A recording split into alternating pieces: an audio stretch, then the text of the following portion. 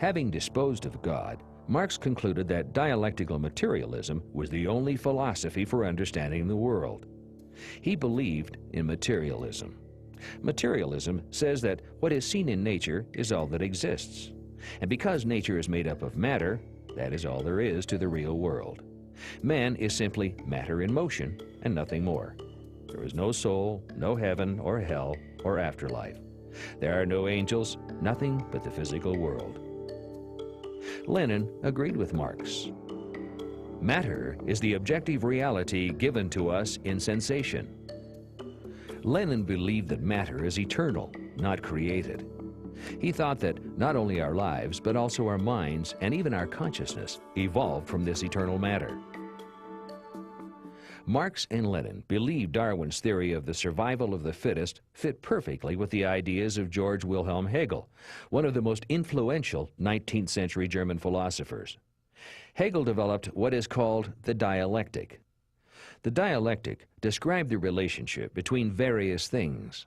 For example, if there is an idea, a thesis, and an opposing idea, an antithesis, these would conflict and clash, and eventually combine, resulting in a new idea, a synthesis, which is the best elements of the two.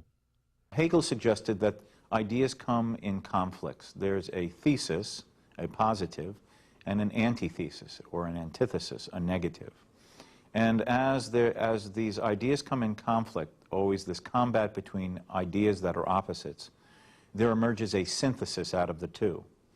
Then this new synthesis becomes a new thesis, a positive, which by necessity brings about the emergence of its opposite, an antithesis or antithesis. And its conflict creates a new synthesis. And one has this process of thesis, antithesis, synthesis, thesis, antithesis, synthesis, thesis, antithesis, synthesis, until in Hegel's idea, the battle of ideas created an ultimate notion of an ideal of the perfect, the good. Marx applied Hegel's theory to history and came up with the concept of class struggle. Ruling classes and oppressed classes conflict and combine over time, eventually leading to the perfect synthesis of the classless society. Marx also combined the idea of the dialectic with his materialism, creating a unique hybrid philosophy called dialectical materialism.